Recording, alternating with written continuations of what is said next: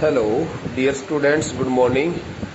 Students, as you know that we had completed the chapter number first in the last lecture. So now this is the second chapter it to be started in this lecture. Kindly get each and every detail as I explain here regarding the statements as included in this first part of the second chapter. Here are two stories and the name of the chapter is Lost Spring. Bete, the word spring stands for here golden stage of childhood. Golden stage, golden days of childhood. Okay, and the word lost stands for here miss something. Missed, it means lost spring stands for here the stolen childhood. Childhood which has been lost, childhood which has been missed, okay, by the poverty stricken children living in Simapuri and living in the town Firozabad in UP. It is not a new story for you because before the annual examination of class 11th you might have learned this the chapter very nicely, getting help of the explanation of your respective lecturer. So now again you are here to learn this the same chapter and I would like to explain it in my own voice. It depends on you whether you take my explained words very positively or not. If in case you don't take them positively, you may face a bit problem while writing the answers. So let's start reading the chapter number 2, Lost Spring, written by Anij Jung. Okay, written by Anij Jung. So first of all, we should know about some details concerning to the life profile of Anij Jung. Anij Jung was born in the year of 1964. So here it is clearly written, Anij Jung was born in Rourkela and spent her childhood and adolescence in Hyderabad. Born in Rourkela, this the authoress Anij Jung spent the days of her childhood in Hyderabad. Okay, childhood and adolescence. She received her education in Hyderabad. She also got herself educated in Hyderabad and in the United States of America. For higher studies, she went to America, USA and got education there. Her parents were both writers. Okay, both her father and mother were writers. Anij Jung began her career as a writer in India. Anij Jung also began her career as a writer, okay, in her country, India. She has been an editor and columnist for major newspapers in India and abroad. In addition to working as an editor, she has also been regarded as the top class columnist for major newspapers in India and abroad also, and has authored several books. She has also authored so many books. The following is an excerpt. The word excerpt stands for a short passage taken from some textbook from her book titled Lost Spring, Stories of Stolen Childhood. This is the name of the book, Lost Spring, Stories of Stolen Childhood.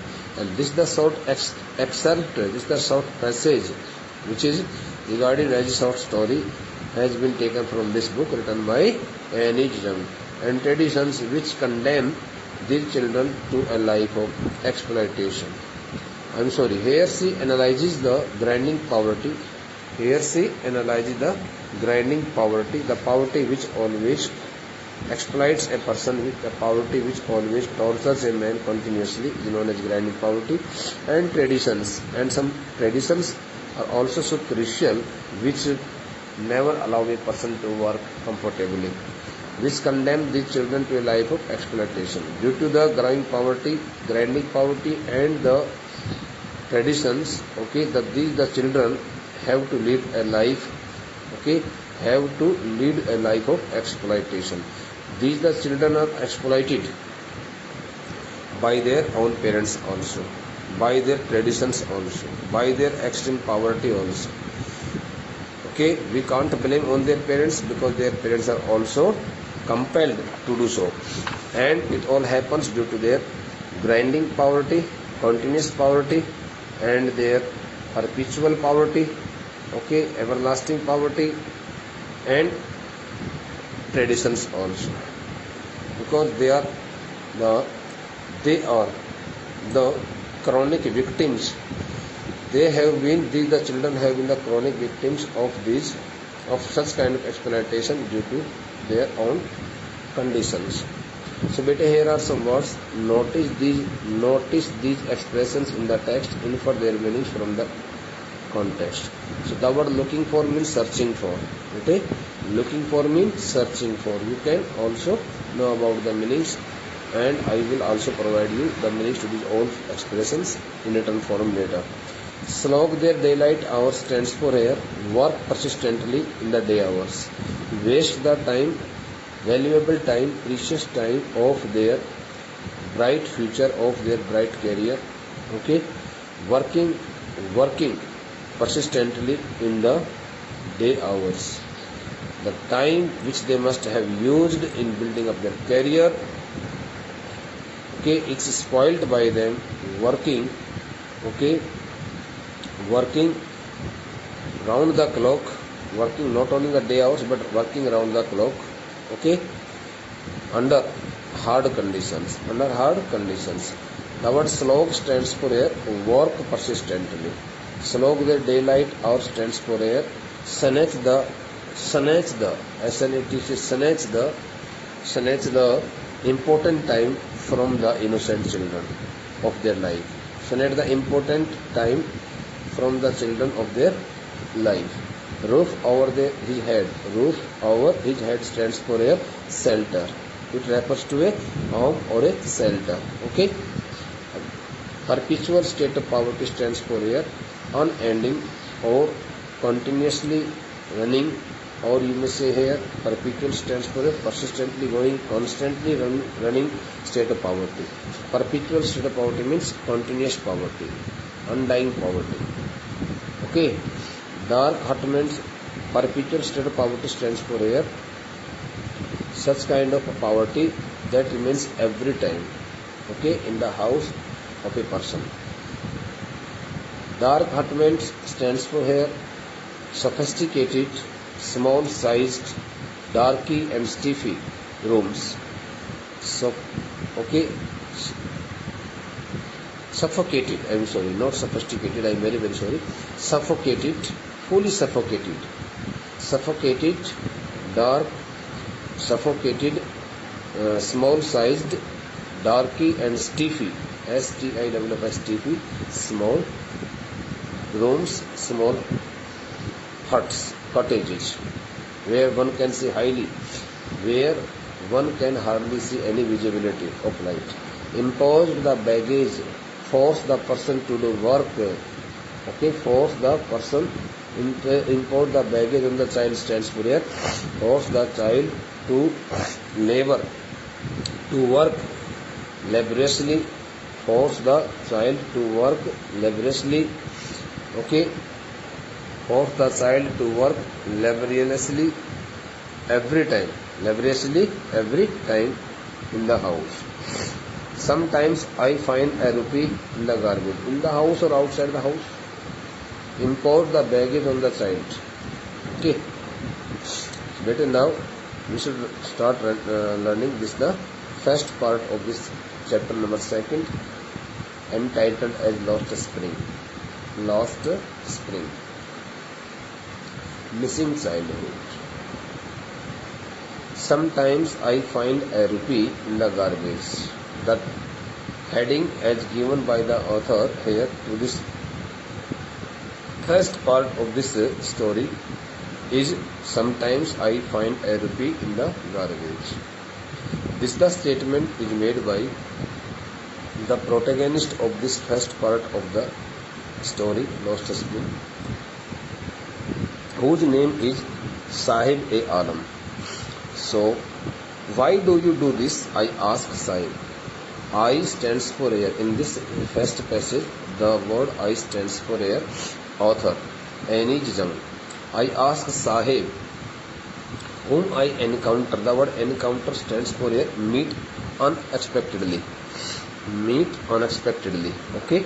Every morning scrounging for gold, searching for gold. The word gold stands for here some precious item, some precious thing which can be sold in the market. Some precious thing which can be sold in the market and earn money. In the garbage dumps, high heaps of my neighborhood. In the neighborhood of the authoress Annie Jung.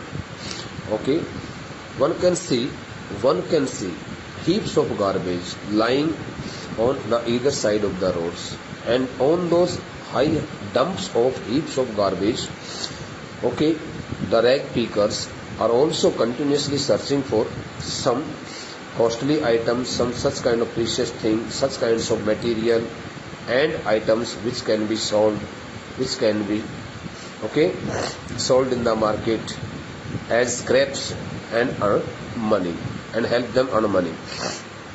In the same manner, she also notices a child. Okay, one day she also notices a child whose name is Sahib. So when the authoress meets Sahib every morning, searching for some precious thing, sellable items in the heaps of garbage in her neighborhood, she asks him why he does it all, why he has engaged himself in this profession of picking the rags, why he does it all, why he does that all. This changes into that. So this the sentence is to be changed into indirect speech if the question arises here. Okay beta. Sahib left. Whom does the writer ask something about the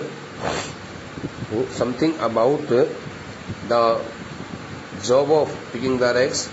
The writer, the author asks Sahib, a little child, okay, something about his job of picking the rags. Why does she ask him? She asks him so that she can be able to know the real reason of doing that, the job of picking the rags from the child's side, from this child. Okay. When does she ask this question? She asks these questions, okay, when she meets Sahib unexpectedly every morning, okay, in her neighborhood. Sahib left his home long ago.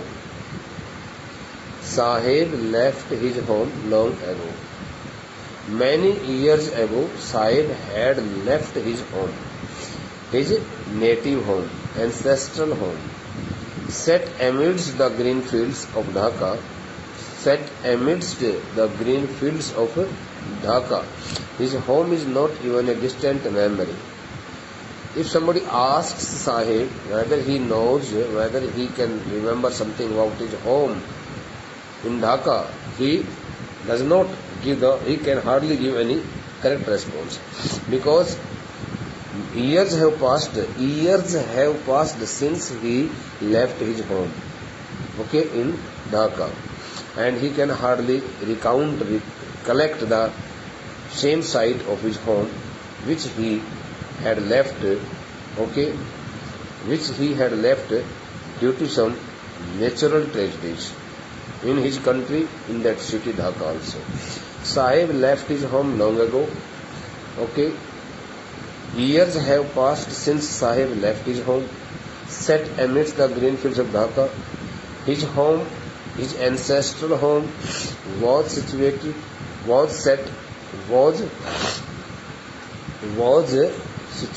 or stood. Set means stood. Amidst, stood in the middle of the green fields of Dhaka. It was the time when Sahib's house, Sahib's home, ancestral home, stood amidst the green fields of Dhaka. But now his home, okay, is not even a distant memory. He can hardly recollect any shape and size and any location of his home, because he has spent many years since he left it. His mother tells him. This the thing is told to Sahib by his mother. Okay. There were many storms that swept away their fields and homes. There were many storms that swept away their fields and homes, his mother tells him. His mother, Sahib's mother, tells Sahib that once upon a time when they used to live in Dhaka, in a very beautiful home set amidst the green fields of Dhaka, but unfortunately the natural tragedy happened there, and there were many storms that had swept away, that had damaged and destroyed and leveled their houses and filled their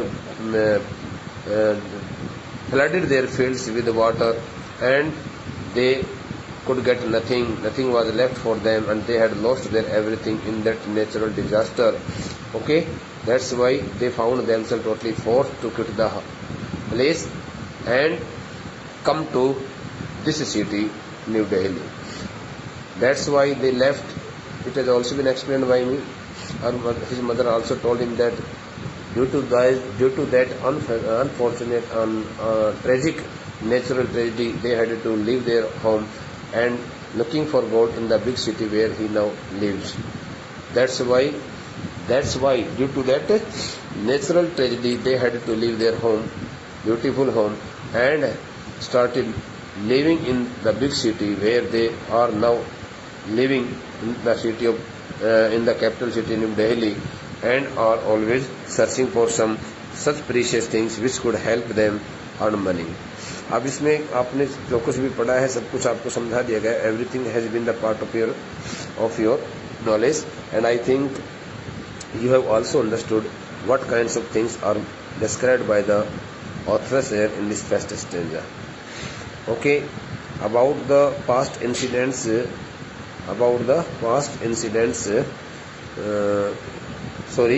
Sahib's mother tells each and everything about the past incidents to her son Sahib-e-Alam, and she also tells him why they had to leave their country, leave their home, and why are they living here in this city, capital city New Delhi nowadays. So each and everything has been described by the authors here. I have nothing else to do, he mutters, looking away. Looking away stands for stealing the eyes from someone's eyes. Okay, turning the eyes to some other direction. So turning his eyes to some other direction. Sahib speaks very feebly. Sahib answers in a very low voice, saying that he has nothing else to do except do this work. Now the question is here and answer is here. Okay, the question is very simple. Why do you do this? When the authoress Anis Jung asks Sahib why he does that work. So now he answers here turning his eyes to some other direction without having any eye contact with the authoress, that he has nothing else to do except do this work. Go to school, I say glibly, realizing immediately how hollow the advice must sound. Go to school, I say glibly. The word beta glibly stands for here say something casually, not so seriously. The word glibly also refers to superficial validity, plausibility. Superficial plausibility, validity stands for here something which is said to someone, okay, unseriously, without any seriousness, casually. I say casually, realizing immediately, though the authoress speaks out these words, go to school. When she gets the response from Sahib, she makes this the statement. But soon after making the statement, she realizes the importance of the statement and senses how hollow stands for empty, useless, the advice must sound. She has advised the child to go to school, but she realizes it soon after advising the child that how empty her advice would prove itself, because the child can hardly go to any school in this condition, miserable condition, and it is not so easy for such a child to attend any school in the lack of money. Go to school, I say glibly, realizing immediately. Okay, getting response from Sahib that he has nothing else to do except do this work of picking the rags. So the authoress can't stop herself saying this. So she makes a casual statement, go to school, and then she realizes that it is so difficult for such a child to go to school, and how empty means how easy it is to say, then to do work. It means the child can hardly go to any school, and it is not feasible for her to advise him, okay, to go to school. It is not so feasible for her to give such kind of advice to such a child. So how hollow the advice must sound. She realizes soon that her advice will prove itself quite empty in the life of the child, because it can't be possible for him to go to school. There is no school in my neighborhood where when they build one, I will go. So the child, Sahib-e-Alam, responds, puts a statement saying that there is no school in his neighborhood, and in the absence of any school, it can't be possible to go to school. But whenever the people of my locality will build a school, we will definitely go to attend the school. If I start a school, will you come? I ask, half joking. Again, half jokingly, making a joke with Sahib-e-Alam. Okay, not so seriously. She asks him if he will come to attend her school if she starts a school, if she opens it. If he will come to get education in her school if she opens it, if she starts it. If she starts a school, whether he will come to attend, whether he will come to get education in her school or not. Yes, he says, smiling broadly. Now the child smiles very broadly, and smiling very broadly, he answers that he will surely like to attend the school. Now he is positive. He seems a bit optimistic here in this statement. A few days later, I see him running up to me. Is your school ready? After some days, a few days later, after 2 or 3 days, maybe 4 or 5 days, the number of days is not given here. When again the authoress meets the child, Sahib-e-Alam. So Sahib-e-Alam comes to the authoress, okay, runningly, and asks whether she has opened any school for him, whether her school has been totally ready, So at this point the authoress feels herself so much ashamed, and she finds that she should not have made such kind of joke with the child, and it is not good. Okay, the rest of the part will be continued in the next lecture. Thank you.